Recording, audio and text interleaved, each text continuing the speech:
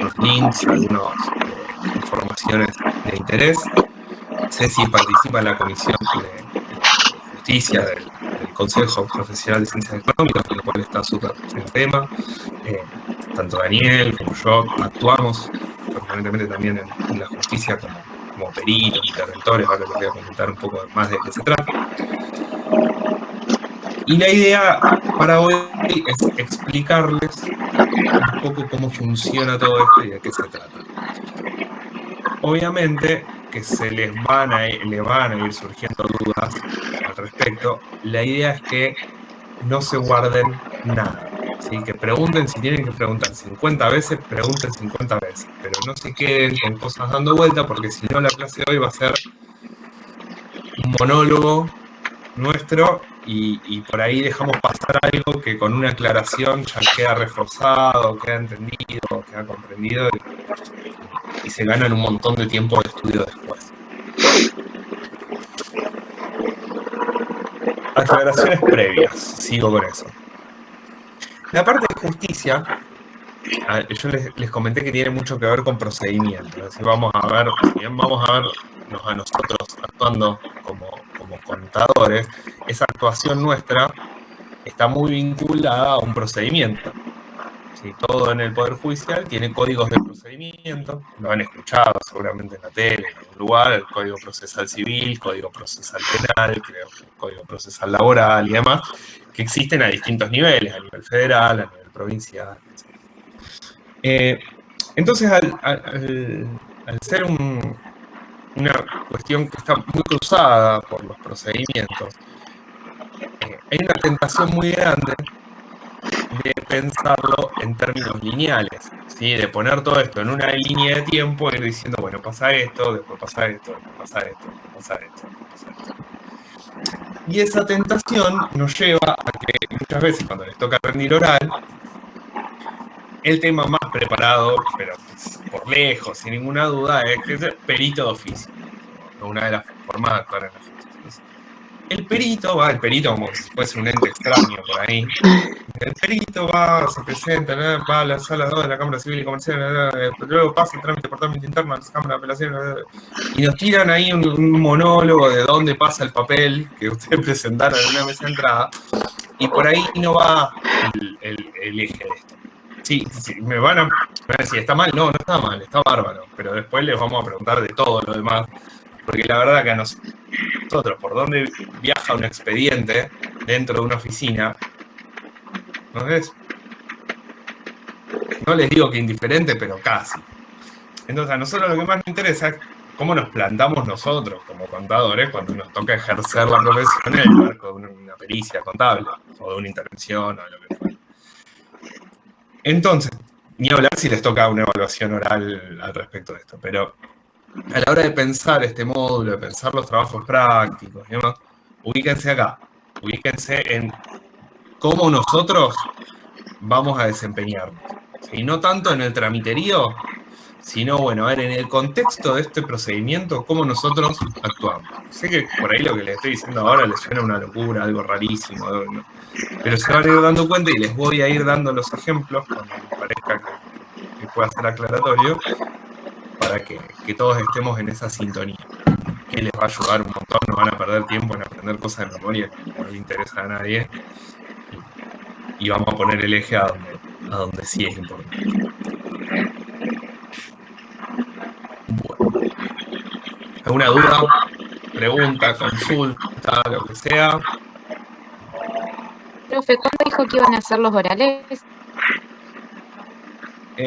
No lo sé bien todavía, pero va a ser después del 10. Será entre el 10 y el 15. ¿Y el segundo parcial era el 18 o una cosa? El 17. Ah, 17. Así que va a ser ahí, en la semana previa, seguro. Y vamos a poner, ya les digo, como fecha de entrega de los trabajos prácticos, el 10. ¿Sí? Entonces, si ustedes entregan el 10, les garantizamos que en esa semana tienen los trabajos corregidos. Incluso la clase del 10 la vamos a dedicar, les dije, hasta el 8 vamos a estar con justicia, pero no van a ser cosas tan trascendentales para el trabajo, lo que nos queda para la última clase. En la clase del día, en principio, vamos a trabajar con laboral, con algunos temas puntuales, cerrados, que tampoco van a ser a los trabajos prácticos. Así que no, vamos a andar bien. Bueno, perdón. Vayan repasando todo, digamos, laboral, porque eso nosotros lo damos por sabido, que ya viene de laboral. Nosotros, justamente, esta materia es práctica, por eso está relacionado pericia y laboral, porque ahora Fede les va a contar, pero todo lo que hacemos de manera laboral después nos puede pasar en pericia. No me quiero adelantar, pero... Sí, ahora cuando lo veamos bien les va a quedar súper claro, pero son dos temas que están estrechamente vinculados. Por eso el trabajo práctico va a ser uno solo. Bueno, Poder Judicial. 3 poderes, ¿no? Poder Legislativo, Poder Ejecutivo, Poder Judicial. Hablamos un poco de esto cuando diferenciábamos a la Inspección General de Personas Jurídicas del Registro Público, que uno estaba en el ámbito judicial y el otro en el ámbito del Ejecutivo. En el Legislativo no nos metemos. Y esa organización de los 3 poderes del Estado se refleja a nivel nacional como a nivel provincial. A nivel provincial tenemos la justicia provincial, tenemos un poder ejecutivo provincial, tenemos un poder legislativo provincial, ¿sí? Para ubicarnos en el espacio, ¿dónde funciona la justicia provincial? Físicamente, ¿dónde está? En Santa Fe. Sí, ¿no? No están en Santa Fe y en Rosario.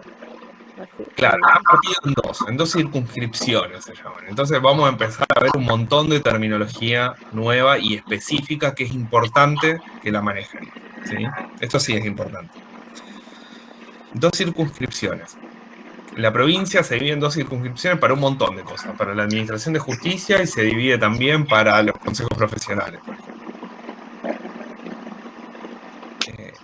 Entonces, tenemos una con sede en Rosario, la circunscripción número 2, y la circunscripción número 1 con sede en la ciudad de Santa Fe. En la ciudad de Rosario, que en realidad no es que uno es más que la otra, sino que se reparten. De hecho, ¿cuál es el máximo órgano de la Corte? Se lo dice, de la Justicia Provincial, la Corte Suprema de Justicia de la provincia de Santa Fe. ¿Y dónde funciona la Corte de la provincia? En Santa Fe. Sí, no. Sí, no. ¿También están en las 2? Están en las 2. El 4.º piso del edificio de tribunales de acá de Rosario es de la Corte. Toda la Corte y sus dependencias y secretarías, etcétera, etcétera, funcionan en el 4.º piso de tribunales. Si alguna vez tienen curiosidad de ver cómo es, vayan a tribunales y cuando suban al 4.º piso van a ver que parece un edificio completamente distinto al que está abajo. Todo en silencio, ordenado, tranquilo, nuevo, limpio. Bueno.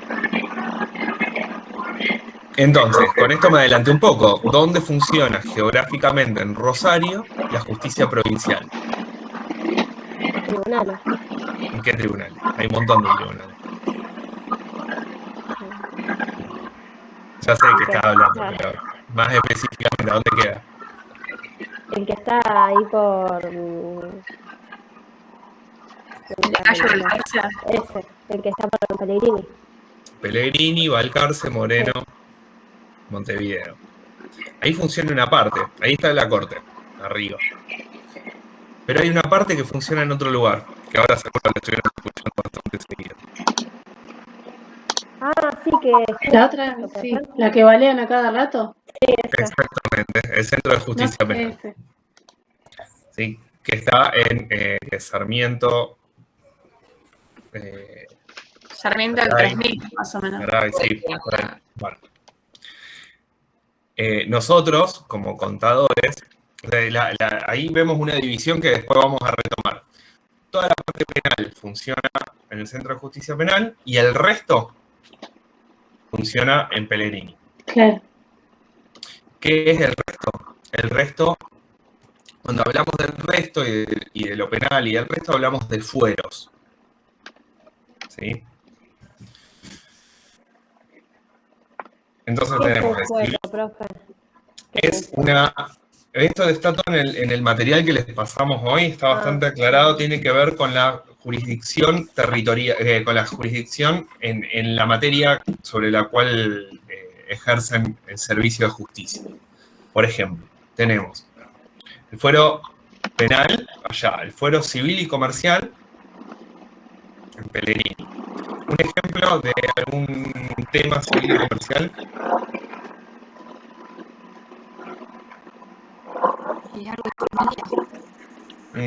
No, es civil, pero hay un fuero específico de familia. Bien, típico, civil y comercial. Sociedades, en general, lo que tenga que ver con sociedades que no sea un delito es civil y comercial. ¿Qué sé yo? Por ejemplo, una discusión por la remoción de un socio o de un director. Una discusión que llega a instancias legales, como está previsto en la ley.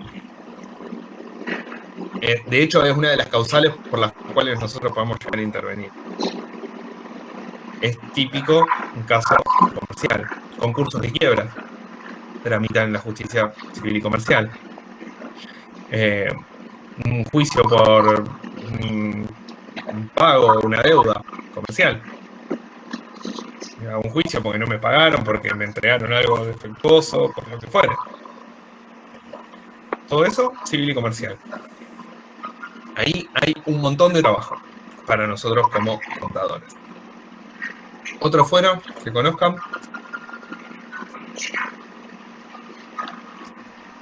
Hay una familia, dijeron recién. Familias son tribunales colegiados de familia, se llaman. También, todo esto está en el material que les pasamos hoy. Se llaman tribunales colegiados porque están a cargo de 3 jueces y no de 1. ¿Sí? Porque no hay instancia de apelación, no se puede apelar alguna cuestión de familia. No hay una cámara de apelaciones por encima. Entonces, tribunales colegiados de familia. ¿Qué trata un tribunal colegiado de familia? Básicamente.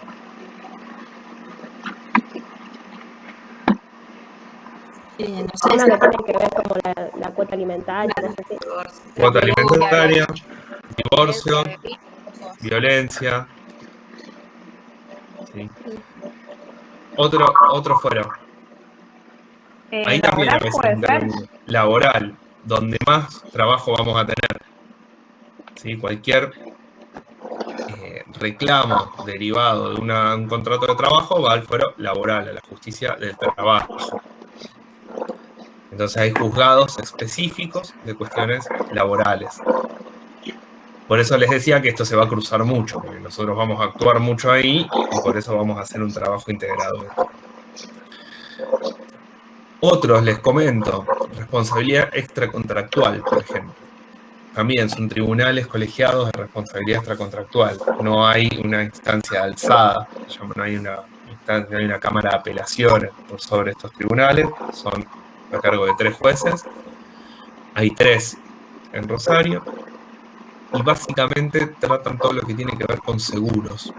Seguros, tarjetas de crédito, esas cosas van por ahí. O sea, son cuestiones de responsabilidad que no derivan del incumplimiento de un contrato. ¿Se entiende? No sé si me explico. Por ejemplo, cualquier cosa que cubra un seguro, en realidad no se está discutiendo si la persona cumplió o no cumplió con el contrato, sino que hay que dirimir quién se hace cargo. ¿Sí? Porque hay un seguro que ya cubre esta situación. Y otro caso, por ejemplo, puede ser el fuero contencioso administrativo, que trata todos aquellos casos donde el Estado sea parte. Pero hasta un límite. Por ejemplo, si una municipalidad porque se rompió la pierna porque había un bache en la calle, ¿tramitan el contencioso administrativo? Sí. Si un municipio o comuna le hace un juicio a otro municipio o comuna por algún motivo dentro de la provincia, ¿tramita el contencioso administrativo? Sí. Ahora, si, por ejemplo, Villa Constitución, que limita con San Nicolás, tiene un conflicto judicial con San Nicolás, que está en otra provincia, provincia de Buenos Aires, ese conflicto no lo puede tratar ni la justicia de Santa Fe ni la justicia de provincia de Buenos Aires, sino que va a la justicia federal, a donde hay también un fuero contencioso administrativo al nivel federal.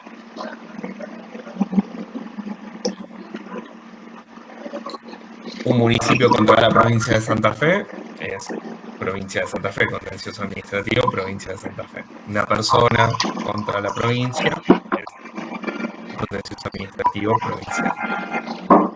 Y con esto más o menos hicimos un programa. ¿Se entiende hasta acá? Más o menos. Sí. Bueno, todo esto está explicado en el material que les pasamos. Obviamente leerlo después de haber escuchado la clase les va a resultar más fácil. A su vez les decía que todo esto tiene su correlato también a nivel federal. La justicia federal, ¿dónde funciona?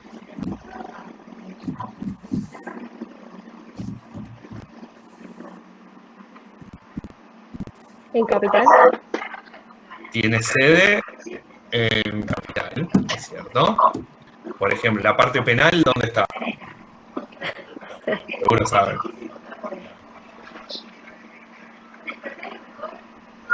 Seguro hasta deben saber la dirección.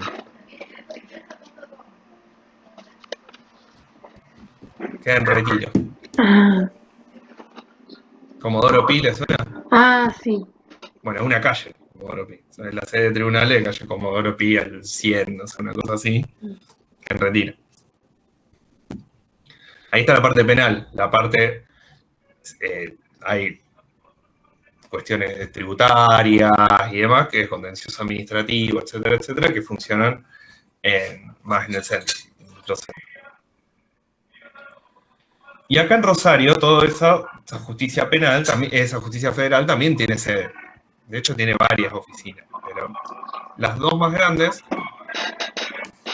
¿dónde están? Una en Cayo Oroño puede ser. Donde se, por ejemplo, terminan todas las causas de lesa humanidad. Y el otro, en la justicia federal, por ejemplo, tramitan todas las causas que tienen que ver por jubilaciones. Todos los expedientes de jubilaciones es federal porque es contra el Estado Nacional. A nivel federal.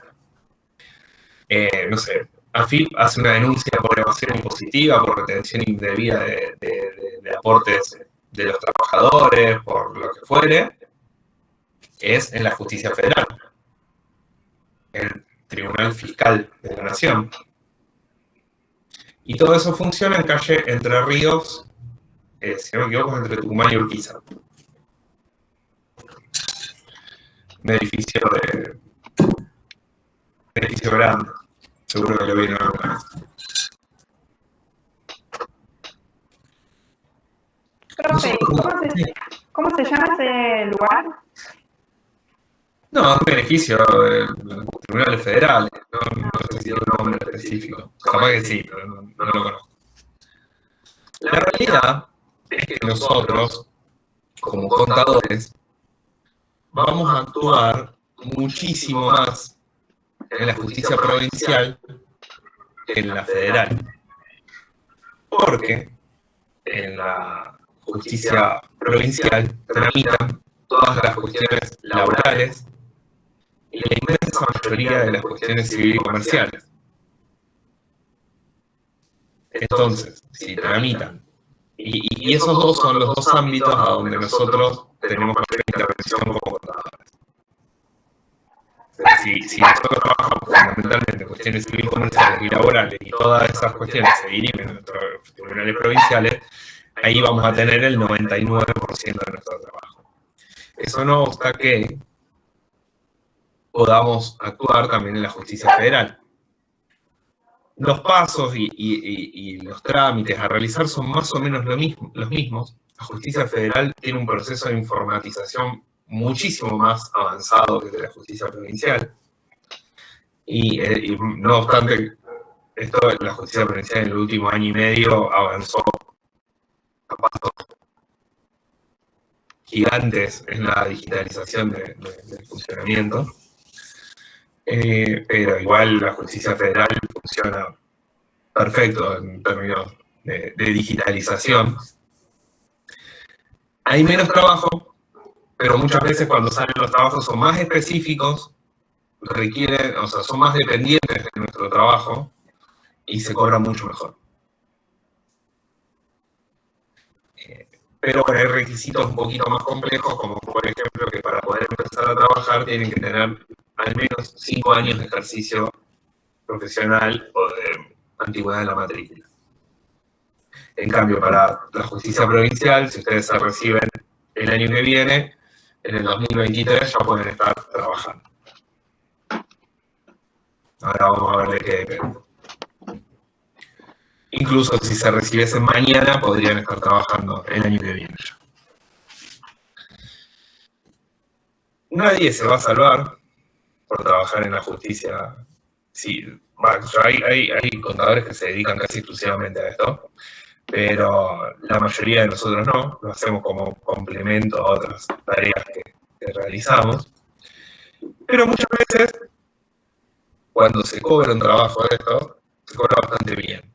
Y a veces no, pero de 10 trabajos, 15 que nos puedan salir en un año, quizás 5 se cobran mal o nunca se cobran, otros 5 se cobran más o menos y otros 5 se cobran muy bien. Yo había escuchado, profe, como que siempre hay problemas con el pago, como que siempre te pagan de acá. Sí, en realidad no sé si son problemas porque, a ver, sí son problemas si uno busca la inmediatez, ¿sí? Porque esto pasa con todos los juicios, y le pasa a todas las partes que intervienen en un juicio. Los abogados también cobran al final, salvo que le pidan anticipos a sus clientes, pero cobran al final, los abogados. Igual que nosotros. Pero generalmente cuando ya me adelanto un poco, pero cuando se nos regulan honorarios, esos honorarios se regulan en base a una unidad de medida que no es plata. ¿Sí? No se nos regula 20.000 pesos, 50.000 pesos, 100.000 pesos. Se nos regula una X cantidad de unidades IUS. Esa unidad IUS se actualiza con el valor de un sueldo de secretario de la Corte. Con lo cual se ajustan los sueldos, se ajusta la unidad IUS. Entonces, sí, es cierto que un trabajo que hicieron hoy lo van a cobrar dentro de probablemente 2 años. Pero cuando lo cobren, no lo van a cobrar a valores de hoy, lo van a cobrar a valores de dentro de 2 años. Por eso les digo que nadie se salva, son muy pocos los que se pueden salvar con esto.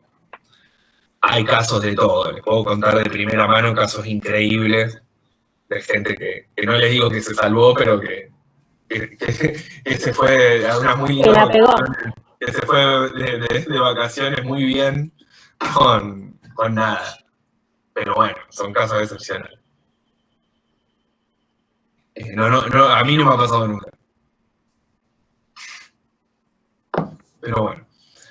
Les estaba contando un poco de la organización del Poder Judicial, ¿sí? De la organización de la justicia, cómo qué son los fueros, o en términos de jurisdicción, de poder jurisdiccional.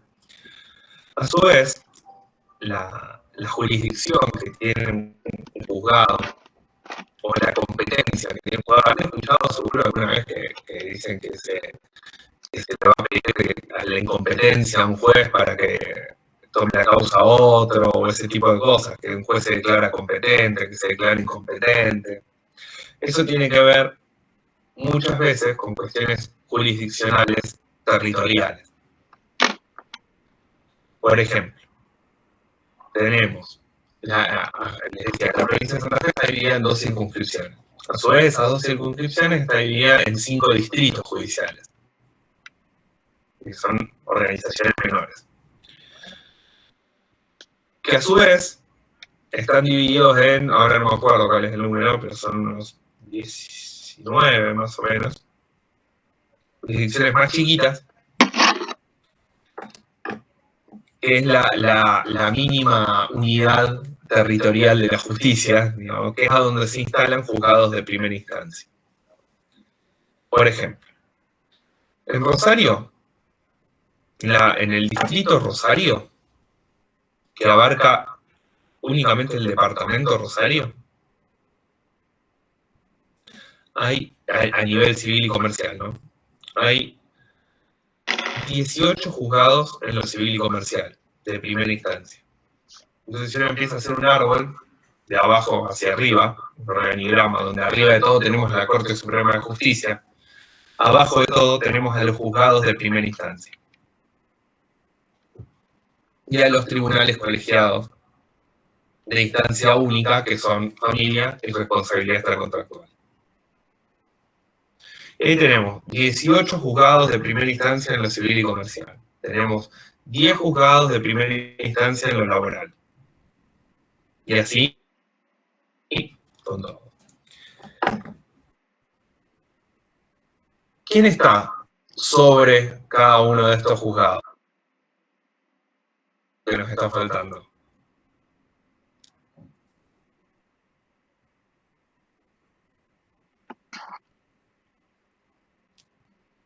¿Me escuchan? Sí. Si tenemos la Corte arriba y los juzgados de primera instancia abajo, ¿qué tenemos en el medio? ¿Segunda instancia, profe? ¿O nada que ver?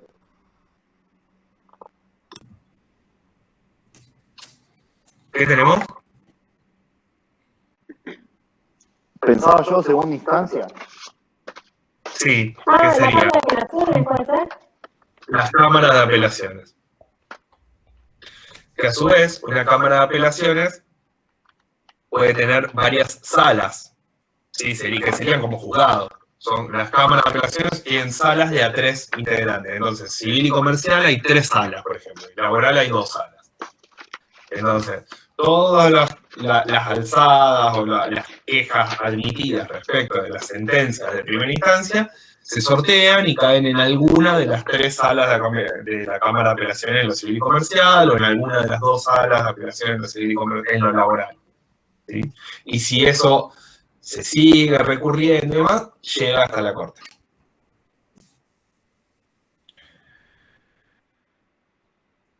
A su vez, cada juzgado,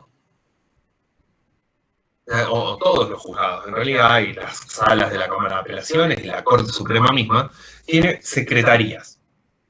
¿Sí? Como lo que hay dentro de un juzgado, una o más secretarías. Que está a cargo de una secretaria o de un secretario de juzgado, que es el rango inmediato inferior al juez. Un secretario de juzgado es un cargo alto, importante. Obviamente, cuando un secretario de Cámara de Apelaciones puede llegar a ser más o menos más importante que un juez de primera instancia. Y en general todos los jueces fueron antes secretarios. Es un poco el caminito. ¿Qué secretaría de un juzgado conocen ustedes? Conocen 2, por lo menos.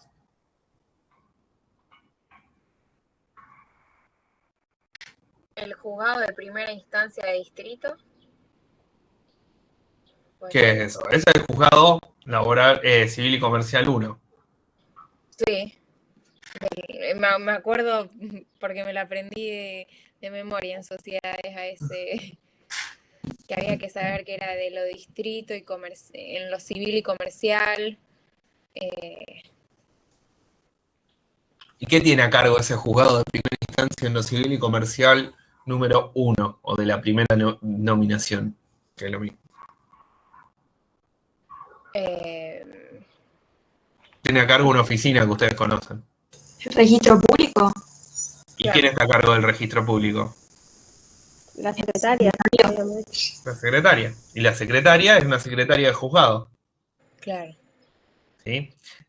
Civil y Comercial 1 tiene 3 secretarías. Tiene la secretaria a cargo del registro público, secretaría a cargo del registro de procesos universales y secretaría a cargo del juzgado.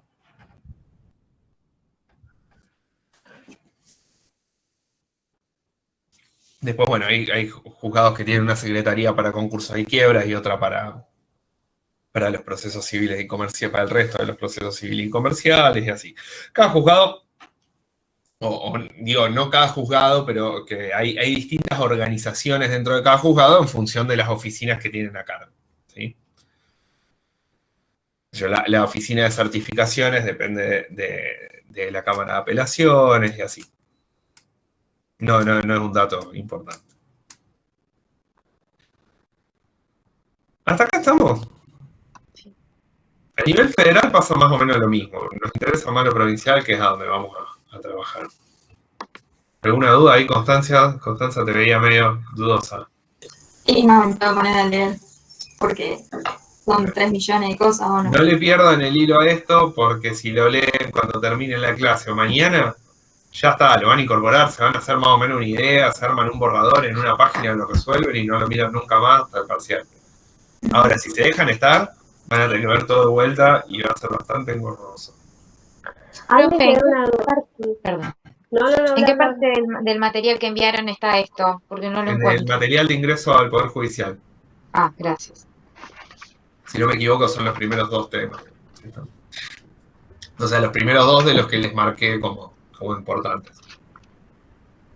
Que habla un poco de esto, de cómo se organiza el Poder Judicial, qué es una Cámara de Apelaciones, qué es un juzgado de primera instancia, cuáles son las cuestiones de competencia, es decir, cuándo un juzgado es competente, cuándo un juzgado puede actuar, cuando se da que la función es para la cual fue creado, por ejemplo, una causa laboral, y cuando a su vez se da la competencia territorial, es decir, de Rosario, no de Villa Constitución. Por ejemplo, en Villa Constitución hay un juzgado de civil y comercial número 1 y civil y comercial número 2. Es un juzgado de lo laboral número 1, por ejemplo. Uno solo. Ahora creo que abrieron otro. Se van abriendo en función de las necesidades, ¿sí?, del Poder Judicial. Hasta hace un tiempo, en el Distrito Constitución, había 2 juzgados que eran en lo civil, comercial y laboral. Estaba todo junto. Y ahora este año o el año pasado lo separaron. Y dejaron los 2 en lo civil y comercial y crearon 1 o 2 en lo laboral. Se va haciendo en función de la demanda de justicia, ¿no? Por la cantidad de expedientes que tramitan. Es decir, esto es dinámico. Hasta hace un tiempito había 9 juzgados laborales, ahora hay 10. Se van creando en la medida en la que se necesita. Perdón, profesor, una consulta. Sí, Tomás.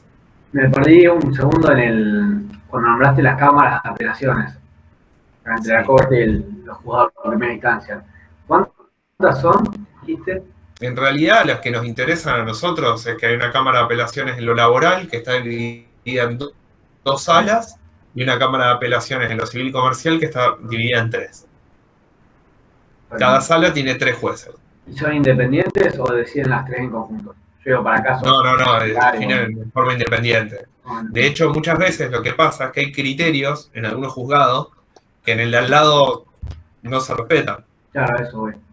Sí, a veces, por ejemplo, no sé, cae un expediente, por eso se discute tanto en qué sala o cae un expediente, o se empiezan a generar dudas cuando todo cae en la misma sala y demás, ¿sí? Porque hay criterios que son, sí, hay definiciones jurisprudenciales que son propias de cada cámara o de cada grupo de jueces y que se respetan así en ese lugar. Y en el de al lado son distintos. Pasa, pero en todo, pasa cuestiones de seguros, por ejemplo. Hay un juzgado que es más proclive a las aseguradoras y otro que es más proclive al asegurado o a la víctima. Otra que ponen techo o que las actualizaciones las hacen en función de la tasa para caja de ahorro del Banco Nación, o sea, no existe, y otro que te actualizan todo por RIPTE, que es mucho más sensato. De todo. y generalmente cuando se sortea en qué juzgado cae un expediente, ya se definen un montón de estas cuestiones por el sorteo. Si los abogados ya saben, dicen, bueno, caíste acá, bueno, las condiciones acá son esta y esta. Es así. A ver, ¿qué más les quería comentar? Nos está quedando de lado todo lo que tiene que ver con la justicia penal. ¿Sí? La justicia penal, si bien depende de la Corte Suprema, tiene otro funcionamiento completamente distinto. La justicia penal actúa cuando hay un delito. ¿Sí? Ya no es una parte contra otra. Es el Estado imputándole un delito a una persona.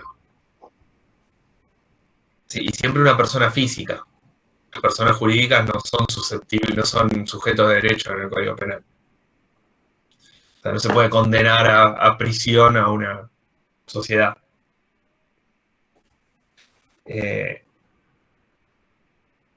En todo caso, sí pueden resarcir responsabilidades civiles por daños y perjuicios, por ejemplo. Muchas veces tramitan en paralelo dos expedientes. Uno penal sobre los directores, por ejemplo, y uno civil y comercial por daños y perjuicios, que van por vías paralelas. Entonces, por daños y perjuicios se condena a la sociedad que le paga a alguien. Se resarce un daño con dinero. Ahora, si hay un delito, eso no se repara con plata. Un delito es una condena. Entonces, como el Estado es parte interviniente de todo esto, ya no hay un abogado contra otro, sino que el Estado tiene el Ministerio Público del Poder Judicial, digamos, tiene el Ministerio Público de la Acusación, el MPA, que es quien es el encargado de llevar adelante las investigaciones y determinar si se pide la elevación a juicio o no de una determinada causa. Después aparecen figuras como la querella, el acusado y demás, pero es el Estado involucrándose para... salvedades aparte, pero es el Estado involucrándose para resolver alguna cuestión porque es de interés público, porque hay un delito. Entonces, dada esta circunstancia, nosotros como contadores podemos actuar, pero no es tan libre la actuación como en el resto, ¿sí? Porque es todo mucho más circunscripto al Poder Judicial y a determinadas cuestiones que no pueden ser libradas al azar o a un sorteo, como vamos a ver, que es lo que determina que nosotros actuemos o no en la justicia civil o laboral. Entonces, ¿existen posibilidades de actuar en la justicia penal? Sí, existen. ¿Son frecuentes? Y la verdad que no. Sí, es lo menos frecuente.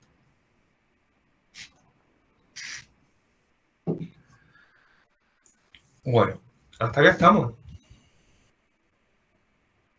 Profe, a mí me queda una duda de lo que vimos antes. La Sí. secretaria en las cámaras de apelación. Ahí me quedé. No, hay secretarías que son, O sea, en que definitiva, no, una cuestión para comentarles por qué aparece la figura de los secretarios. Los secretarios son los que realmente llevan el expediente. Los jueces ven el expediente cuando tienen que resolver. Ok. Y otra cosa, habíamos dicho recién que como por ejemplo el laboral que se dividía en dos salas, que tengo anotado, ¿esas dos salas tratan temas separados o es como, No, o es todo lo mismo? todo lo Nada mismo. más que se divide. Así Se como- sortea, cuando algo se acepta una apelación, se sortea a qué cámara va. Pensé De hecho- que estaba dividido cada por temas, así. No, de hecho hay un proyecto que tiene bastante sentido a mi criterio, de que la Corte Suprema de Justicia, o sea el proyecto a nivel nacional, pero podría replicarse totalmente a nivel provincial, se amplíe en cantidad de miembros y se creen salas que tengan especificidad en distintos temas, porque si bien pueden ser jueces recontra estudiados en general, no es lo mismo resolver en cuestiones tributarias que en cuestiones de derechos humanos, que en cuestiones penales, que en cuestiones contenciosas administrativas o de la seguridad social. si son ámbitos completamente distintos, donde tranquilamente se podrían generar salas que estén abocadas a tratar temas específicos, o grupos, agrupamientos de temas. Entonces, Claro, yo lo había tenés, pensado así. Que pensé que tenés estaban 3 jueces divididos que en- saben de impuestos, bueno, o de derecho tributario. No tienen por qué saber de, qué sé yo, de cuestiones laborales. Sí, así. Porque de hecho es así como funciona más abajo. O sea, hay una sala que se dedica a cuestiones laborales, otra a cuestiones civiles y comerciales, otra. Claro, pensé que estaba así, pero bueno. Obviamente eso implica distribuir poder y un montón de cosas.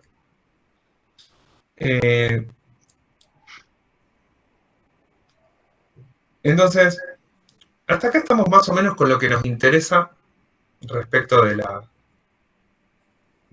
organización del Poder Judicial para entender a dónde estamos. Y vamos con, les decía que los secretarios son quienes llevan adelante los expedientes y que los jueces firman, o resuelven, o analizan las sentencias y no pasa mucho más de eso. Vamos a un caso concreto. Se inscribe una sociedad, o cualquier trámite modificatorio que ustedes vieran. ¿Cómo funciona eso internamente? Ustedes ya medio que lo vieron, pero se los voy a comentar. Ustedes ingresan el trámite, lo ven los empleados del registro público, lo analizan, hay gente que está encargada de sociedades anónimas, otras sociedades de responsabilidad limitada, de otros tipos societarios. Los analizan, hacen las observaciones y demás y se lo elevan a la secretaria. La secretaria, ante esas observaciones, prácticamente que, salvo que vea algo raro, firma y sale el decreto. Cuando ya está listo para inscribir, la secretaria tiene un expediente, una pila de expedientes que ya en principio, por la vista de estos empleados, están listos para inscribir. Entonces ahí sí se pone a mirarlos bien, a ver si está todo, si está completo, qué sé yo, y firma la secretaria. Pero lo que quede inscrito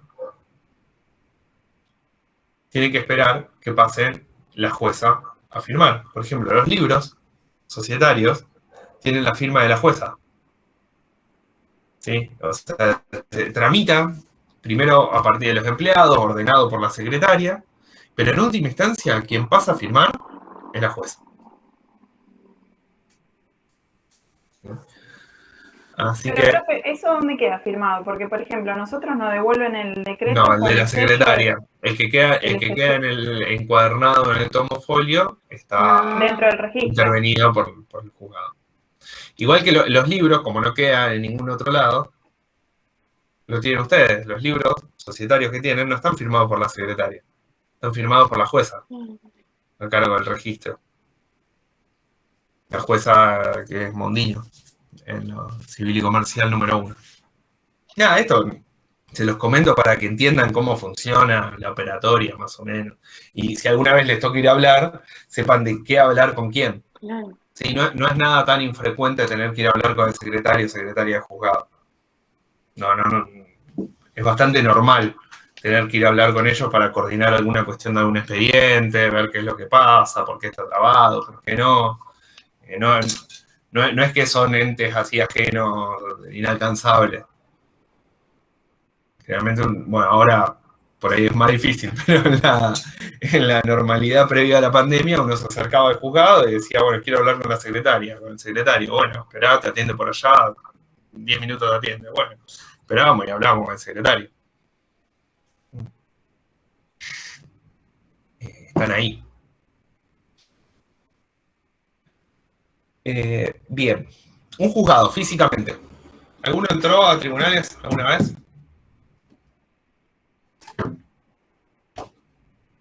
Hace mucho, no me acuerdo.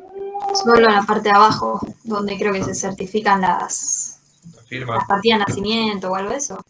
Sí, en la oficina de certificaciones, se certifica todo ahí. Ahora está por el pasillo central ahí entrando por Balcarce, antes estaba entrando por Balcarce a la izquierda. Bueno, si pueden, algún día háganse una pasadita ahora que está más fácil circular para tratar de entender o ver gráficamente cómo es esto.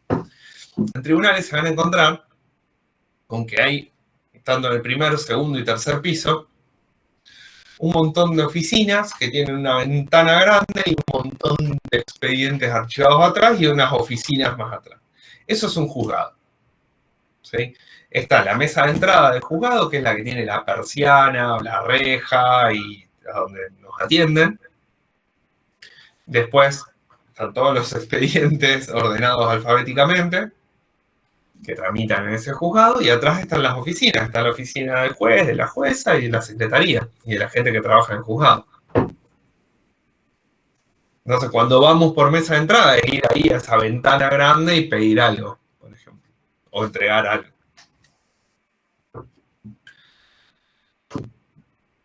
Bien. Bueno, ¿cómo nosotros, contadores, acá sí, presten atención y traten de entender esto, podemos actuar en el Poder Judicial? Nosotros podemos actuar de dos grandes o tres grandes formas. Después las vamos a desarrollar, obviamente, ¿no?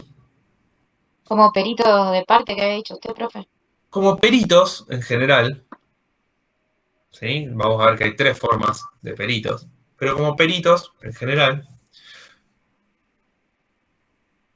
y actuamos como peritos básicamente cuando alguna de las partes, ¿sí? La actora o la demandada, otra terminología nueva, la actora es quien inicia una demanda y la demandada es quien la recibe. Y hablamos siempre de partes. Cuando la parte actora y o la parte demandada ofrecen, otro término, una prueba pericial contable.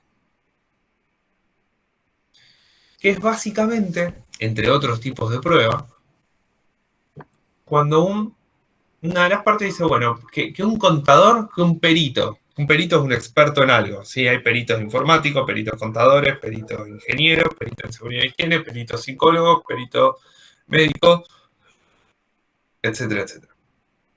Cuando un perito contador, para que un perito contador determine cuál es el cálculo correcto de las indemnizaciones de esta persona, por ejemplo, así. Poco burdo, pero más o menos así sería. O que un perito contador determine los ingresos de esta persona para definir la cuota alimentaria. ¿Sí? Lo que hacemos nosotros como peritos de parte en esos casos no es definitorio ni concluyente, perdón. ¿Sí? Sino que nosotros ofrecemos nuestro trabajo y después el juez, en función de eso y otras pruebas, define.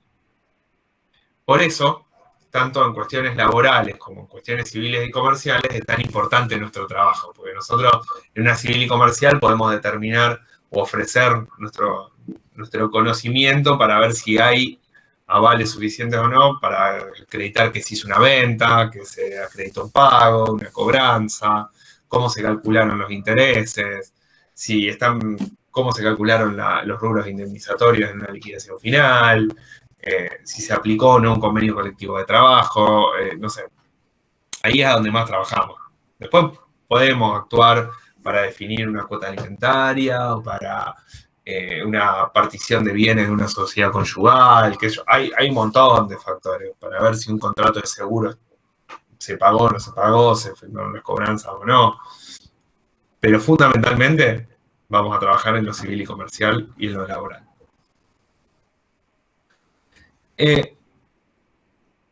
A su vez, también podemos hacer esto mismo, pero cuando quien pide esta prueba no es una de las partes, sino que es un fiscal. ¿Y el fiscal a dónde aparece? El fiscal aparece en la parte penal. El fiscal o fiscales dependen del MPA, del Ministerio Público de la Acusación. Son el Estado, son empleados del Poder Judicial los fiscales. Cuando un fiscal pide que un perito contador haga un informe al respecto de algo, ¿no? Entonces, cuando un fiscal pide que un perito contador haga un trabajo de estas características, no se hace un sorteo y se define a ver qué contador quiere, no sé, trabajar en la causa de los monos. Así como así, a ver cualquiera, que alguien entre acá y haga una pericial contable. Sino que son empleados de la Corte, del Poder Judicial, que son peritos oficiales, no de oficio, oficiales, ¿sí? Que son empleados del Poder Judicial. Pueden usar la fuerza pública, participan en allanamientos, o sea, tienen otra carga de trabajo. Pero para ser perito oficial hay que rendir un concurso, se nos retiene la matrícula, solo podemos dar clases. De hecho, el profesor Fernández de la cátedra fue perito oficial durante mucho tiempo. Ahora está jubilado, pero fue perito oficial durante mucho tiempo. Y daba clases en nuestra materia como única actividad fuera de su trabajo en el Poder Judicial. Vamos a ver después algunas características más ahí del perito oficial, pero básicamente es eso, el perito oficial. Si somos peritos oficiales, actuamos en el Poder Judicial, en el ámbito penal, únicamente. Y somos empleados del Poder Judicial y accedemos por concurso. En Rosario hay 3 o 4 peritos oficiales ahora. Con lo cual las chances de que entre nosotros haya un perito oficial son mínimas. Lo más probable es que haya varios peritos de oficio en algún momento. Si de oficio son los que acceden por sorteo. En el resto de los fueros, excepto en el penal. ¿Está claro hasta acá? Sí. ¿Repito algo? ¿Quieren repetirlo ustedes? ¿Alguno de ustedes? Entiendo, profe. Yo. Me resultó raro eso de que no pueda ejercer solamente si es empleado en lo penal, no puede ejercer después como Y contador. pasa con muchísimos cargos. Por ejemplo, los jueces no pueden ejercer como abogados. Tienen retenida la ¿cómo es? La matrícula. Matrícula. Los secretarios de juzgado tampoco.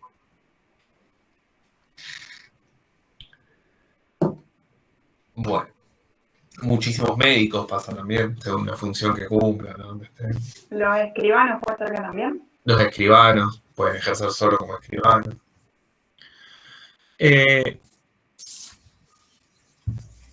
Hay una tercera figura del perito, que es el perito de parte, que decía Rocío. O consultor técnico, que es lo mismo.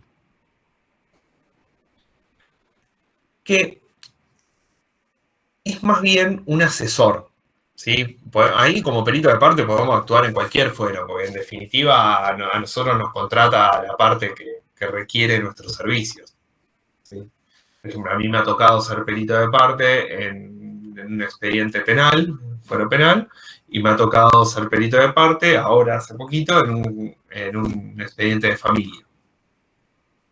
¿Qué hacemos como peritos de parte? Bueno, podemos hacer un montón de cosas y generalmente estamos muy subvaluados en este tema. Son como peritos de parte, o en realidad como peritos de oficio. Cuando nos encontramos con una pericia, muchas veces nos encontramos que leyendo el expediente nosotros entendemos qué es lo que quisieron pedir, pero está mal pedido. Claro. O que no van a ir a ningún lado con eso, o que a nosotros se nos ocurre qué es lo que deberían haber pedido para fundamentar su posición. Pero como nosotros no somos de ninguna de las partes, no hacemos nada, contestamos lo que nos piden y punto. Como perito de parte, nosotros realmente podemos hacer la diferencia, asesorando a la parte que nos contrata en términos de, bueno, cómo pedir esos puntos periciales, qué pedir, qué no pedir, estar en la pericial y tratar de trabajar con el perito de oficio para que nos favorezca, emitir algún informe que consolide la posición de la parte que nos contrató. Es decir, podemos hacer un montón de cosas. Pero muy pocas veces los abogados tienen en cuenta que contratar un perito de oficio contador les puede dar un montón de beneficios en el trámite del expediente. Nosotros somos fervientes militantes del perito de parte, del consultor técnico y de la labor que nosotros podemos aportar al proceso judicial. Es más, perdón, Fede, cuando leemos los puntos periciales mal redactados, porque obviamente a veces el abogado redacta y no tiene conocimientos contables. Entonces, bueno, ahí por ahí hay transparencia. Sí, o piden cosas muy generales y vos sabés que con esas cosas generales no van a encontrar lo que están buscando. ¿Viste? Todo el tiempo pasa. Por ejemplo, esta pericia que les digo yo, se encontraron en esa situación que el perito O sea, le dice, mirá, yo con lo que vos me pusiste te voy a contestar esto y no sé si te sirve. Y los abogados se dieron cuenta en ese momento que estaba todo perdido, que no iban a llegar a nada con eso y me contrataron a mí para ver si podríamos de alguna manera encauzar la pericial para que le sirva de algo o cómo impugnar o no esa pericia para generar otra instancia en la que sí puedan conseguir la información que necesitan y demás, o ir en otro expediente que iba en paralelo a ver qué pedir en ese que iba en paralelo. Y ahí se armó algo interesante. Estaban tratando de determinar la existencia o no de un grupo económico, una sociedad. Profe, me perdí un poco. Entonces el perito de parte nos contrata a una de las partes. Sería así. Claro. Sí. Pero tenemos que estar inscriptos en algún lado. No. ¿Anotado o ellos pueden? No, incluso ni siquiera tenemos que ser contadores. Podríamos ser cualquier idónea en el tema. Y el perito de oficio sí, lo designa el juez sería. Ahora vamos a ver cómo es el camino del perito de oficio, pero para ser perito de oficio llegamos por un sorteo. Quédate con eso y ahora vamos un poquito por ahí.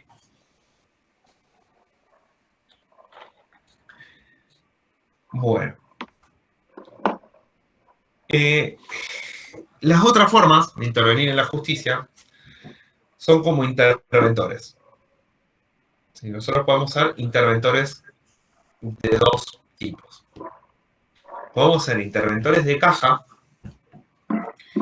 Y un interventor de caja, después vamos a profundizar, pero me interesa que se queden con la idea de qué se trata el trabajo. Un interventor de caja implica que nosotros nos anotamos en una lista, cuando alguien lo pide y el juez da lugar, se hace un sorteo, salimos designados y tenemos que ir a una institución, un negocio, comercio, lo que fuera determinado, y retenerle de la recaudación diaria un porcentaje de dinero X que define el juez y depositarlo en el banco municipal, en la cuenta judicial del expediente, hasta llegar a una suma X.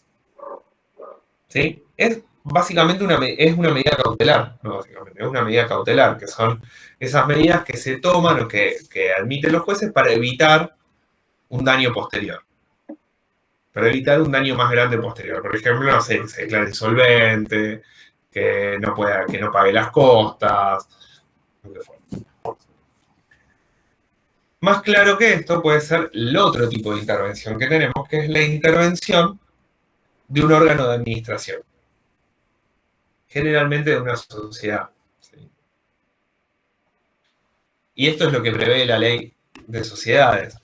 Se acordarán cuando estuvieron en sociedades que se puede pedir la intervención del órgano de administración, agotadas las instancias estatutarias y las instancias administrativas, es decir, las instancias ante la Inspección General de Personas Jurídicas. La inspección puede intervenir en las elecciones de autoridades de una sociedad, una asamblea de aprobación de balance. De hecho, permanentemente lo hace cuando hay asamblea en centrales, en instituciones así que pueden tener algún tipo de conflicto, participa la Inspección General de Personas Jurídicas como veedores. Y, de hecho, bueno, no sé si les comentaba, el profesor Vita es funcionario de la Inspección General de Personas Jurídicas, así que está en tema.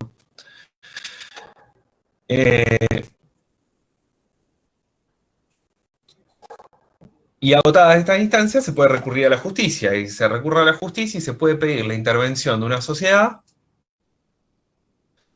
para que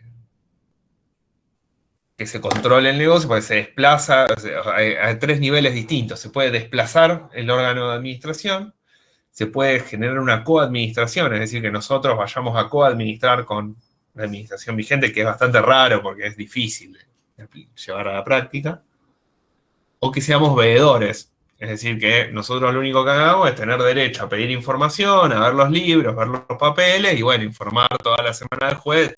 Se hicieron pago por tanto, se compraron por tanto, se hizo esto, se firmó este contrato, nosotros somos informantes. Esas son las formas de intervenir en la justicia que tenemos. Vamos a trabajarlas después un poco más en detalle. esto que dijimos de cómo se llega a una intervención de una sociedad es importante, sépanlo.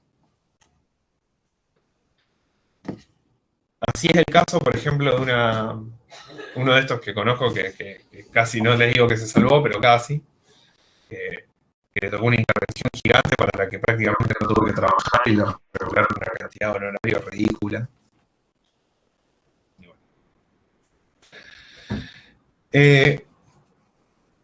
Nosotros nos vamos a centrar en la figura, en dos figuras.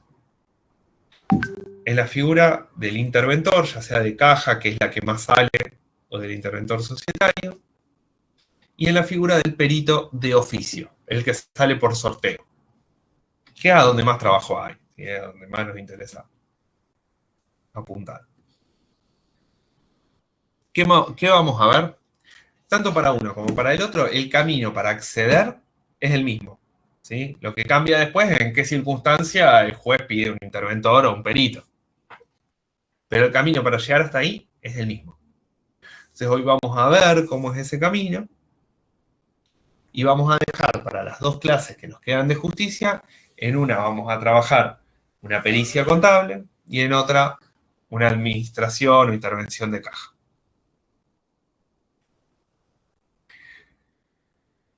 En el trabajo práctico que van a tener que hacer, van a tener una pericia contable y probablemente alguna intervención, para la que hasta la clase del 3 no van a poder resolver quizás algunas cuestiones que tienen que ver con lo estrictamente judicial, pero sí van a poder ir resolviendo todo lo que tenga que ver con las liquidaciones laborales que les vamos a pedir. Así que no se duerman, una vez que tengan las pautas y vayan avanzando en las clases laboral, vayan trabajando en la parte de los cálculos, ¿sí? En resolver toda esa cuestión. Y que quede para el final ver, bueno, cómo encajan eso en el trámite de la pericia contable. Y que es lo de menos, lo más sencillo.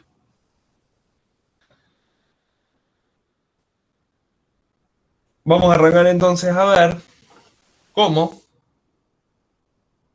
llegamos a ser peritos de oficio. O interventores de caja, o interventores societarios, o lo que fuera. Cualquiera de las figuras a las que se accede por sorteo. Si quieren podemos hacer esta comparación. Cómo se accede a cada una de las figuras que vimos. Por ejemplo, ¿a cuáles se accede por sorteo? Al perito de oficio, interventor de caja, interventor societario. Perito de oficio, interventor de caja, interventor societario en cualquiera de sus formas, ¿sí? Ya sea administrador, coadministrador o veedor. ¿Cómo se accede a ser perito oficial? Es decir, el que actúa en el ámbito penal y se le retiene la matrícula, y son 4 en todo Rosario, por concurso. Por concurso. Empleados del Poder Judicial por concurso. ¿Y cómo se accede a ser perito de parte o consultor técnico? Porque nos contrata alguna de las partes. Puede ser un contrato escrito, puede ser un contrato de palabra, podemos ser los contadores. Un cliente mío resulta que tiene un juicio, yo le puedo salir de perito de parte sin que eso signifique que le voy a cobrar más o menos, sino que está dentro de lo que le cobro normalmente. Qué sé yo. Se es libre. ¿Sí? Vamos a ver cómo llegamos a esos sorteos. Para llegar a esos sorteos, nos tenemos que inscribir en las listas de peritos o de interventores. Para inscribirnos en esas listas hay un plazo que vence siempre el 31 de octubre del año anterior. Por ejemplo, para actuar en el 2022, podemos inscribirnos hasta el 31 de octubre del 21. ¿Se entiende? De hecho, ahí Ceci les pasa la página del consejo.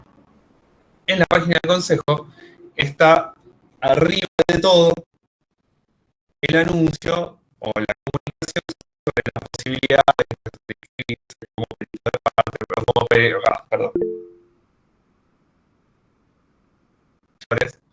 para el año 2022. Ahí están los requisitos y cómo se tiene que hacer el trámite.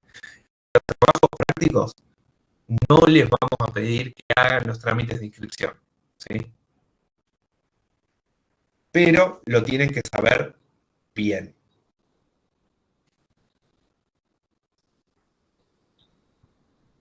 Lo tienen que saber bien, incluso se lo podemos preguntar en una evaluación, ¿sí? En la evaluación oral. Digo que no tiene que ser parte del trabajo porque la verdad es que en definitiva, un poco que ya sabemos cómo es, se busca del año anterior, que yo se pega, no hay mucha vuelta, y la realidad es que hay dos formas de inscribirse, y hay una que prácticamente implica hacer muy pocas cosas, ¿sí? Y es la que usamos todos nosotros. Hay dos formas de inscribirse, les decía. Una es directamente en tribunales, por un trámite que se inicia en la Cámara de Apelaciones, en lo civil y comercial. Y otra es directamente en el Consejo de Ciencias Económicas, que es la información que van a encontrar en el link que les pasó Ceci. ¿Qué diferencia hay entre uno y otro? Bueno. Sí. Es el segundo link. Primero, vayan al segundo link. Guarden este link, que les sirve para después leerlo. Pero para seguir lo que Fede está diciendo, vayan al segundo link. Bien, ¿qué diferencia hay entre uno y otro? Bueno, que en realidad cuando nosotros vamos a inscribirnos directamente a tribunales, nos van a pedir que acreditemos una serie de cuestiones para las cuales tenemos que ir al consejo a pedir que nos den los informes que acreditan esas cosas. Por ejemplo, que estemos inscritos en la matrícula, que hayamos pagado las primeras 2 cuotas del derecho anual de ejercicio profesional del año siguiente, en otras palabras, tener la matrícula al día. Se paga por adelantado siempre. Bastante por adelantado.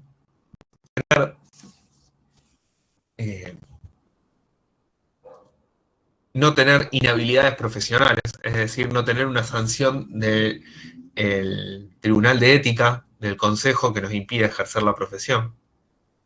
Pero para eso no me conviene escribirme directamente en el consejo. Entonces, una copia del título. Entonces, como todas esas cosas ya están en el consejo, lo más cómodo es hacer el trámite en el consejo y que el consejo vaya. Generalmente la inscripción al consejo termina 2 días antes que el 31 de octubre, o que en realidad este mes, por ejemplo, la fecha límite en tribunales va a ser el 29 de octubre, que es viernes. No sé cuál es la fecha límite del consejo, pero será el 26, 27, seguramente. Ahí debe decir. 22. Bueno, 22, bastante. Ahora, esta semana. Entonces... Perdón, 27 y 22 en las delegaciones. Ahí está. Entonces, la realidad es que yo no conozco a ningún colega que se vaya a anotar a tribunales. Y todo lo hacemos en el consejo. Entonces, también poco sentido tendría pedirle a ustedes que hagan todo el trámite en tribunales, y la realidad es que el día que se vayan a inscribir van a ir acá al consejo. Van a ser más fácil. Pero, para inscribirse en el consejo tienen que cumplir, obviamente, con todos los mismos requisitos que necesitan para inscribirse si van directamente a tribunales. ¿Qué son? Tener las 2 cuotas pagas, las 2 primeras cuotas del año que viene del derecho anual de ejercicio profesional, estar inscrito en la matrícula, tener el título habilitante, no tener inhabilidades profesionales. Todo eso surge de informes del propio consejo. Luego, tienen que cumplir el requisito de tener al menos 2 años de residencia en la provincia de Santa Fe. Ese requisito no hay ninguna instancia de control sobre eso, así que no tienen que presentar nada que lo acredite. Y si no lo cumpliesen, tampoco nadie se los va a pedir. tienen que prestar juramento, esto está en el Código Procesal, ¿sí? O en la ley orgánica, o no, debe estar en la ley orgánica del Poder Judicial, perdón, que tiene un apartado sobre los peritos. Pero este requisito de prestar juramento no se cumplimenta en esta instancia, sino que se cumplimenta una vez que fuimos sorteados y en cada expediente en el que vamos a intervenir. ¿Sí? No con la inscripción, sino cada vez que vamos a intervenir prestamos juramento de desempeñar el cargo fiel y legalmente. Y el último requisito, y quizás el más importante, o el que puede impedir que nos inscribamos un año o no, es haber constituido fianza en favor de la Corte Suprema de Justicia. ¿Qué es una fianza? Una garantía. ¿Una garantía de qué? ¿Para algún hecho futuro? Sí, en principio de que no desempeñemos nuestro cargo correctamente, o que tengamos algún dolo o alguna responsabilidad, o que generemos algún daño a partir de nuestra actuación profesional. En este caso, nosotros vamos a ser demandados, seguramente, y se nos declara culpables o perdemos en esta demanda, vamos a ser sentenciados a pagar costas judiciales o una indemnización en concepto de daños y perjuicios a quien hayamos perjudicado. Y en ese caso nosotros vamos a tener que responder en primera instancia con nuestro patrimonio. Pero si no lo hacemos, existe esta garantía, ¿sí?, que va a responder por nosotros. En la ley orgánica del Poder Judicial se establecen dos tipos de garantías posibles o dos tipos de fianza posibles. Una es la fianza real, que implica depositar plata en el Banco de Santa Fe a favor de la Corte Suprema. Eso no existe y nunca existió. Y nunca estuvo instrumentado. O sea, la ley dice que es posible, pero nunca se reglamentó esta posibilidad. Y otra es la fianza personal.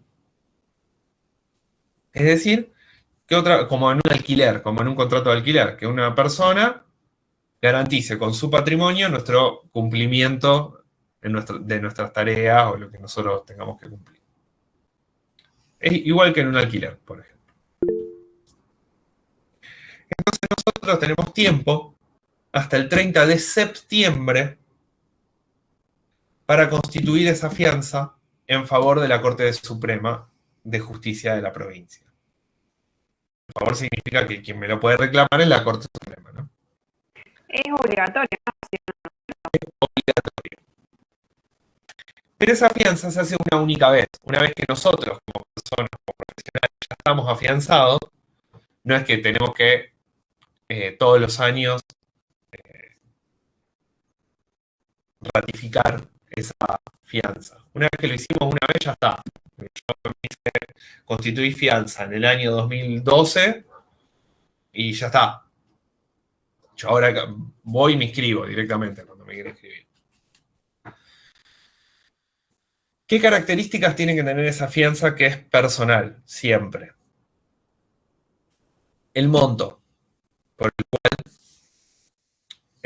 esta persona que nosotros presentamos como fiador tiene que acreditar patrimonio como para decir, bueno, no estamos presentando como fiador a una persona insolvente. Ese monto mínimo de patrimonio que tiene que acreditar esta persona que nosotros proponemos como fiador es de 20 unidades IUS. ¿Se acuerdan que habíamos dicho que esa unidad IUS es una unidad de valor móvil que tiene que ver con el sueldo de un secretario de juzgado? Que en este momento equivale a unos 8.000 y pico de pesos. ¿Sí? Está en la página del Colegio de Abogados del Poder Judicial, El colegio de abogados está así, porque como los honorarios de los abogados se regulan en unidades IUS, la tienen súper presente. Apenas abrí la página aparece el valor de la unidad IUS, histórico y todo lo que quieran. Hoy el valor de la unidad IUS es de unos 8.000 y pico de pesos. O sea que 20 unidades IUS son aproximadamente 160.000 pesos.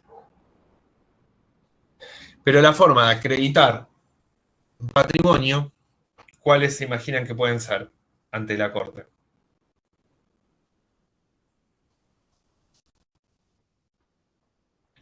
¿Algún depósito? Bueno, depósito sí, pero dijimos que no, que depósito fianza real no existe. O sea, no está reglamentada. ¿Escritura pública? Sí, algún título de algo.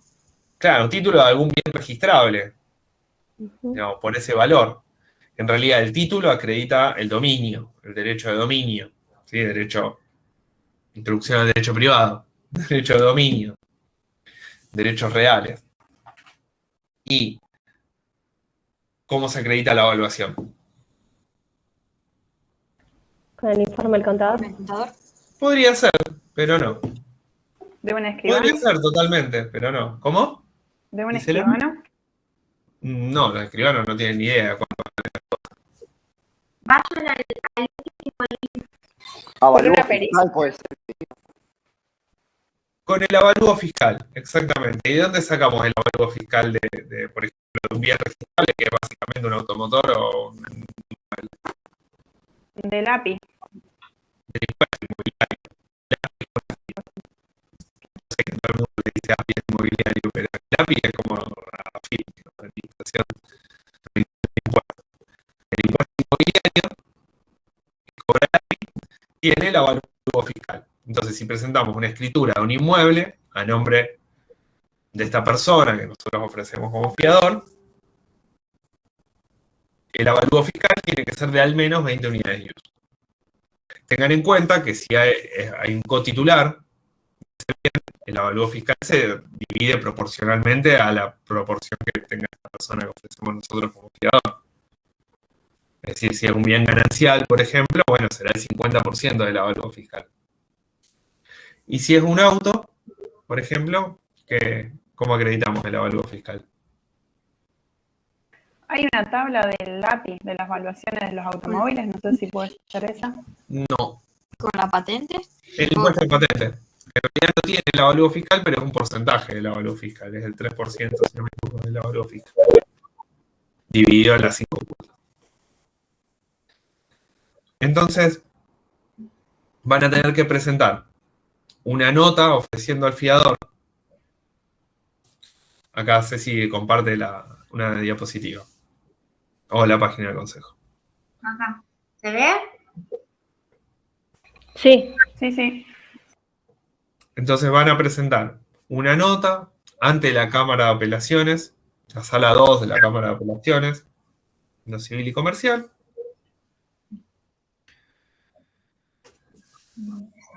Presentan la nota, donde ofrecen como fiador a una persona, presentan copia original de su DNI o copia certificada del DNI. Ahí están todos los requisitos. Copia certificada del impuesto y el pago del impuesto con el que acreditan la evaluación fiscal y copia certificada del título de propiedad de ese bien. Eso tiene todo un recorrido interno, el trámite, cuestión que ustedes lo tienen que ir a buscar en un momento y lo llevan al Colegio de Abogados y al Colegio de Procuradores. El Colegio de Abogados está Oroño en Montevideo, por Oroño, y el Colegio de Procuradores tiene una oficinita dentro de ahí de tribunales. ¿Qué van a verificar tanto en la Cámara de Apelaciones como en el Colegio de Abogados como en el Colegio de Procuradores? Que este fiador que nosotros presentamos ya no sea fiador de 2 o más profesionales. Es decir, una persona puede garantizar a 2. ¿Sí? Por ejemplo, Daniel nos podría garantizar a Ceci y a mí. Pero hasta ahí. El trámite se hace en estos 3 lugares porque hay distintos registros de fiadores que no tienen por qué cruzarse. ¿Sí? Los abogados cuando se matriculan constituyen fianza. Los procuradores lo mismo. pero ni el colegio de procuradores ni el de abogados tienen todas las fianzas de todos los peritos, igual que el Poder Judicial no tiene la fianza de todos los abogados, de todos los procuradores. Entonces, para cerrar el círculo, hay que tener un informe de cada uno de los tres diciendo que el fiador no es fiador de dos o más profesionales. Es decir, que nosotros podemos ser el primero o el segundo. Terminado ese trámite, vamos a la corte y firma el fiador, y a partir de ese momento se constituye la fianza. Esa fecha de constitución de fianza queda registrada en el Consejo de Ciencias Económicas y es importante para completar los formularios de inscripción.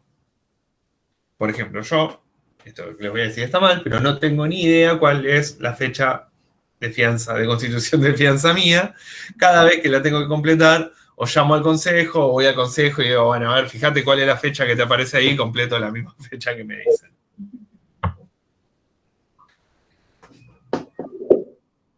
Profe, ¿siempre tiene que haber otra persona que sea el fiador? Sí, de hecho puede ser cualquier persona. En mi caso, por ejemplo, es mi papá. Ah, ok. O sea, si tenés una propiedad a tu nombre, o sea, no puedes vos mismo poner...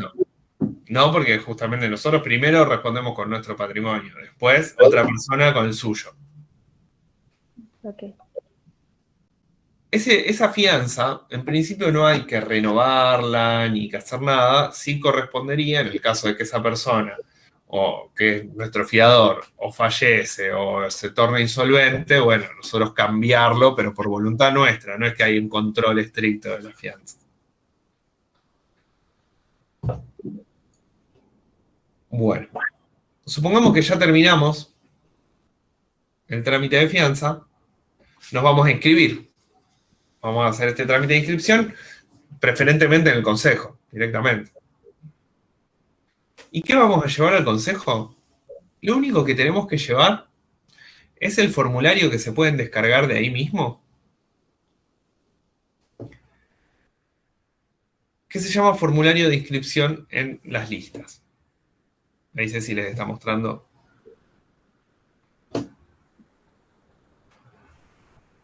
Para descargar, bueno, el formulario a veces cambia, ¿sí? No es siempre el mismo de todos los años, va cambiando porque va cambiando la cantidad de distritos judiciales, cambian algunas cuestiones. Lo tienen que completar con sus datos. Si se fijan arriba, tienen ahí donde les está mostrando Ceci, que dice referencias distritos judiciales. Tienen todos los distritos judiciales vigentes para este año. Ustedes tienen que poner el número en cual se quieren inscribir. Se pueden inscribir en todos los que quieran, pero tienen que hacer un formulario por cada distrito en el que se quieran inscribir. Por ejemplo, si quieren inscribir en Rosario y en San Lorenzo, bueno, tienen que hacer uno para Rosario y otro para San Lorenzo. ¿Cuál es la única condición? Es que ustedes, al inscribirse en un distrito, ustedes asumen que trabajan en ese distrito, y el Poder Judicial asume que ustedes trabajan en ese distrito. Por lo tanto, no va a cursar notificaciones fuera de ese distrito, y a ustedes nadie les va a pagar viáticos por ir a trabajar a otro distrito. Si ustedes ponen que ustedes trabajan en Vera, van a salir sorteados en Vera y se van a tener que ir 7, 8 horas en el medio de transporte que fuera hasta Vera para trabajar las veces que sea necesario y no cobrar nada por eso hasta los honorarios normales que surjan una vez que se termine, que haya sentencia firme. ¿Quién nos regula los honorarios acá? ¿Los jueces? Siempre, los jueces. Cuando dictan sentencia, esa sentencia queda firme, regulan honorarios. Ya vamos a llegar a eso. Regular es definir los honorarios, dictaminar cuáles son los honorarios, ¿no?, que nos corresponden. Entonces, en general nosotros nos inscribimos, ¿sí?, en Rosario, y si nos inscribimos en otro distrito judicial, nos inscribimos o en San Lorenzo o en Constitución, es decir, en esos distritos que están más o menos a mano, por ahí.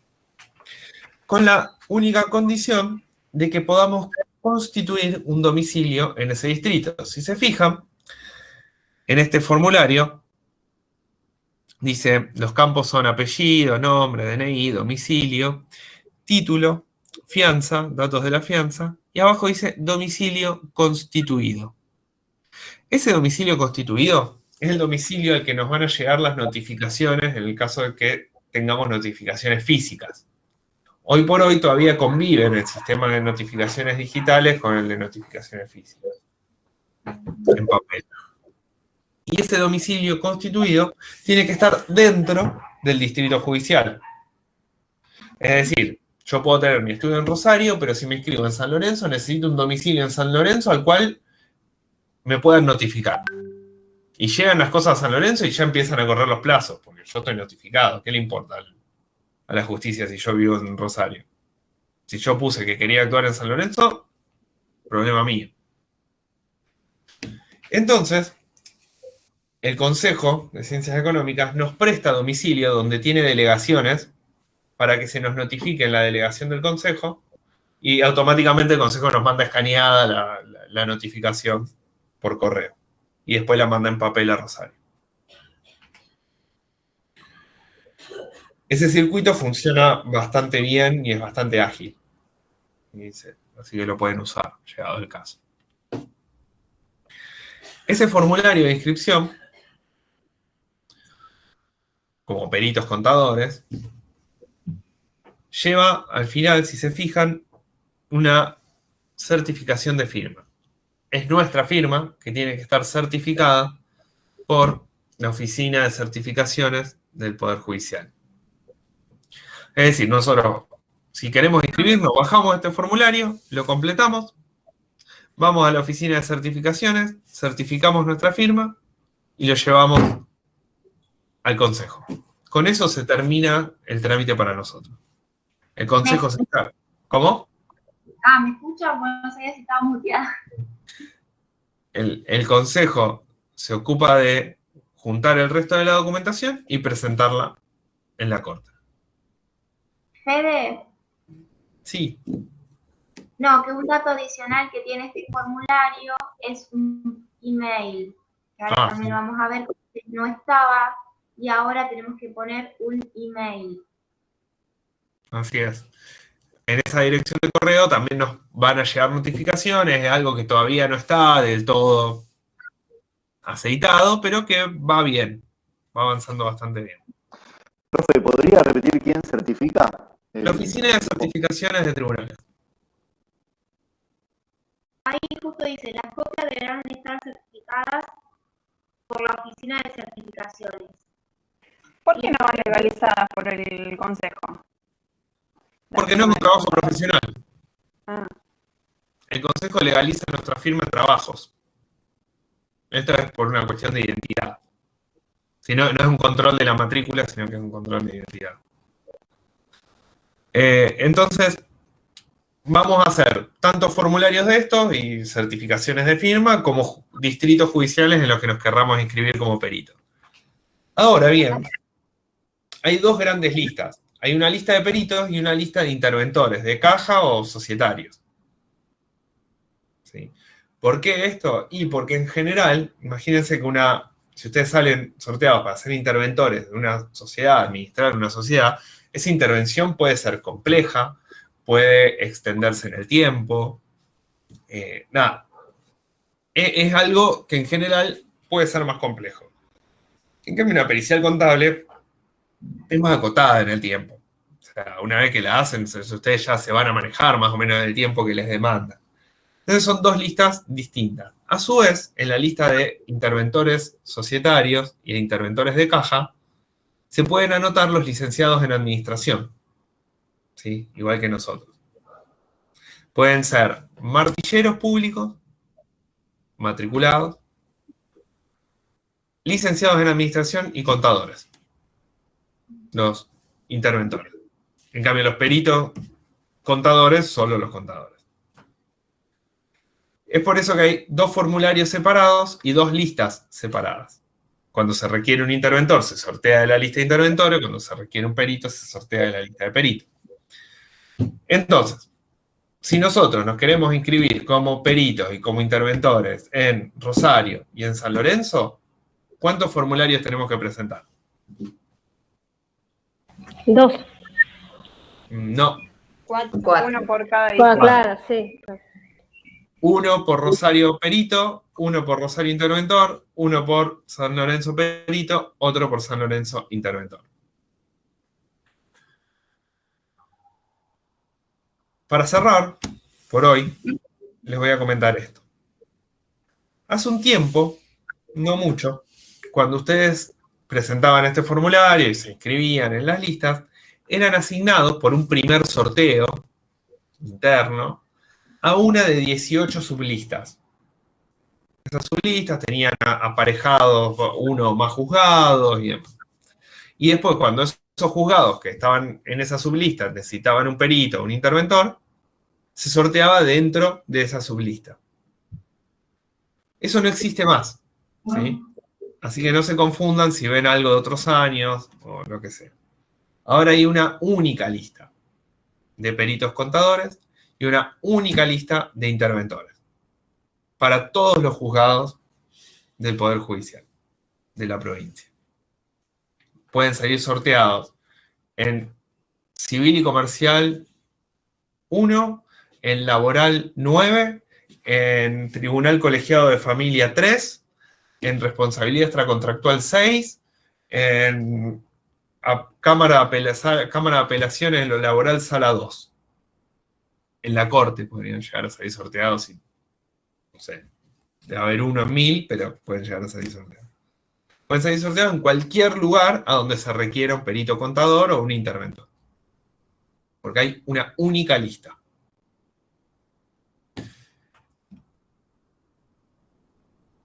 ¿Qué más? ¿Qué más? ¿Qué más? No me quiero olvidar nada. Bueno, ahora estaríamos ya en condiciones de la próxima clase que trabajemos justicia, decir, bueno, ya estamos inscriptos en las listas, nosotros nos enteramos así que salimos sorteados y empezamos a actuar. Sí, eso es lo que vamos a hacer el 3 de noviembre.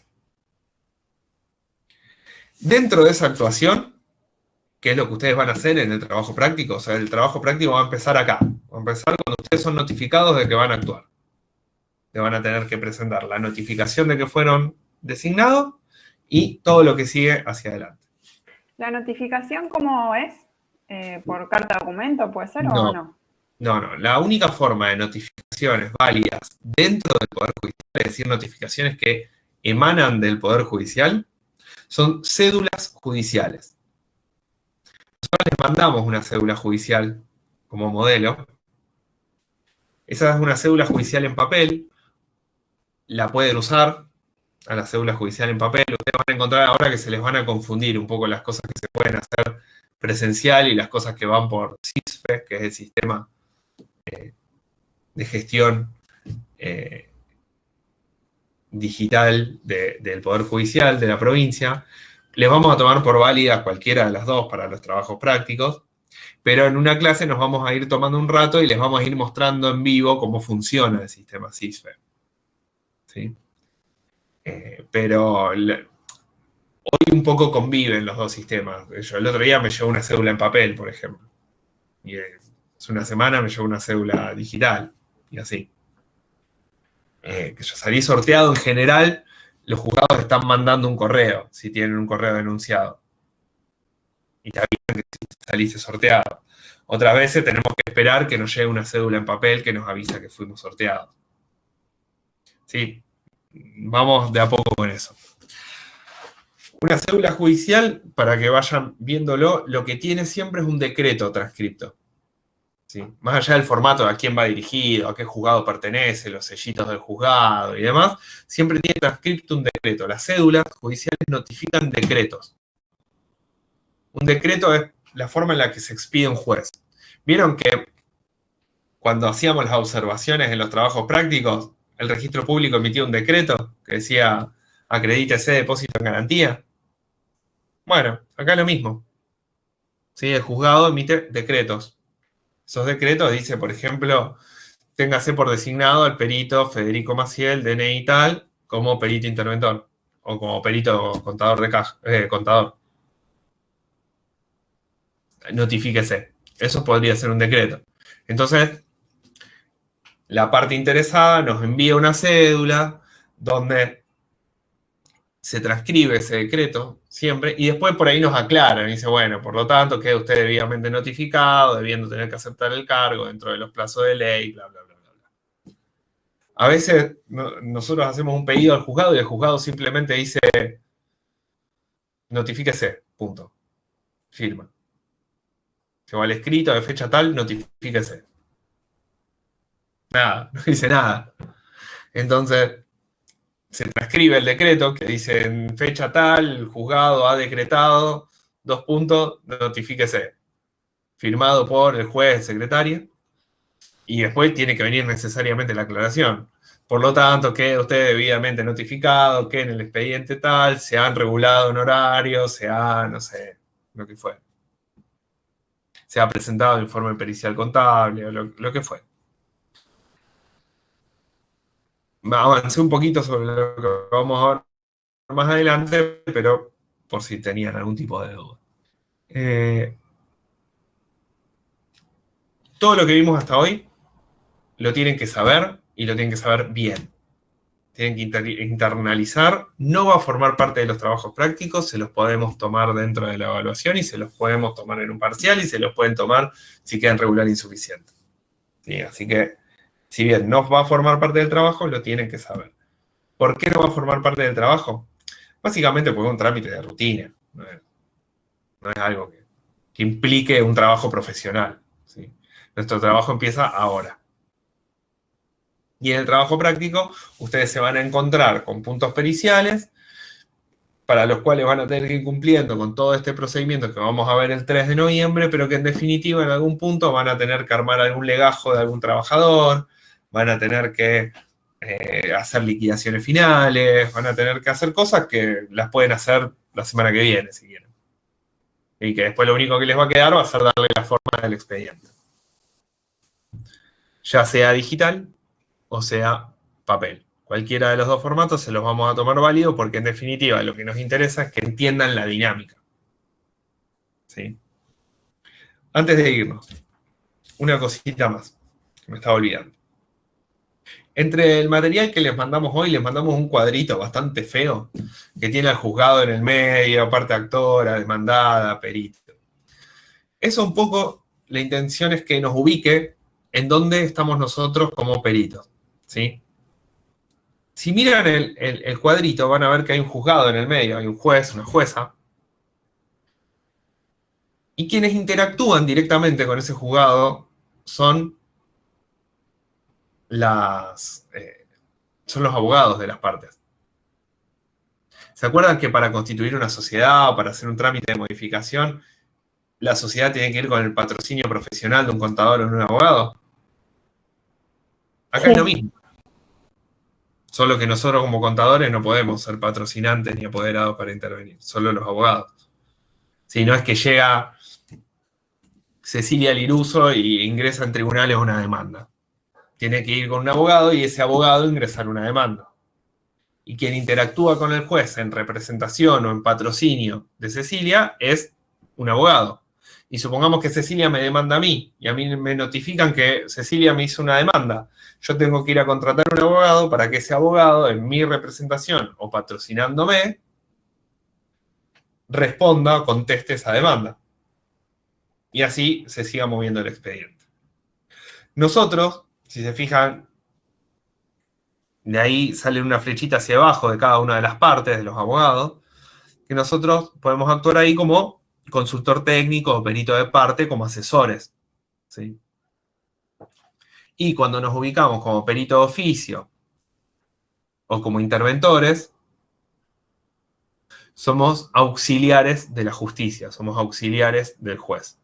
¿Sí? Por lo tanto, cuando nos toca ser peritos de oficio o interventores, tenemos que tener muchísimo cuidado de guardar la imparcialidad absoluta, así nosotros estemos convencidos de que una de las partes tiene razón. Porque si no, la parte que se sienta damnificada va a impugnar nuestro trabajo.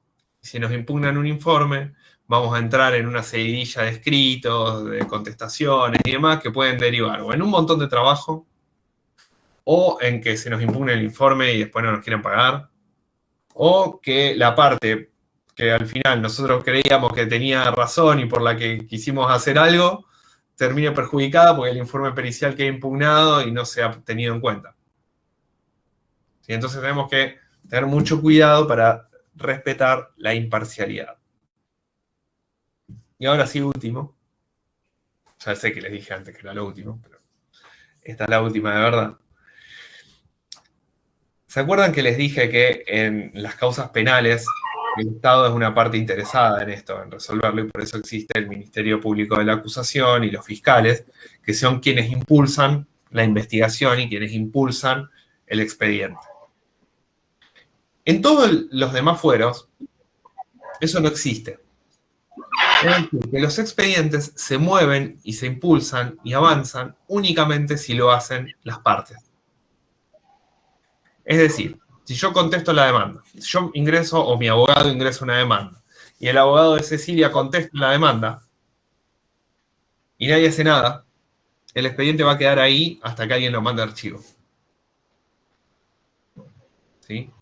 La única forma de que eso avance es que los abogados hagan cumplir los plazos, ingresen escritos y hagan pedidos, ofrezcan pruebas, etcétera, etcétera. Es decir, los expedientes se impulsan y se mueven por las partes. ¿Sí? No por los no los juzgados. No es que el juzgado dice, bueno, a ver cómo avanzamos con este expediente. No. Si nadie ingresa un escrito, no pasa nada. Así que bueno, Dani, hasta ahí llego hoy. Listo. ¿Querés todo bien. comentar algo? No, por ahora no. He averiguado por el tema de las clases presenciales y el viernes me contesta. Bien. Vamos. Pero la idea es que nos veamos. Perfecto. Perfecto. De mi parte, buenas tardes. Estamos entonces.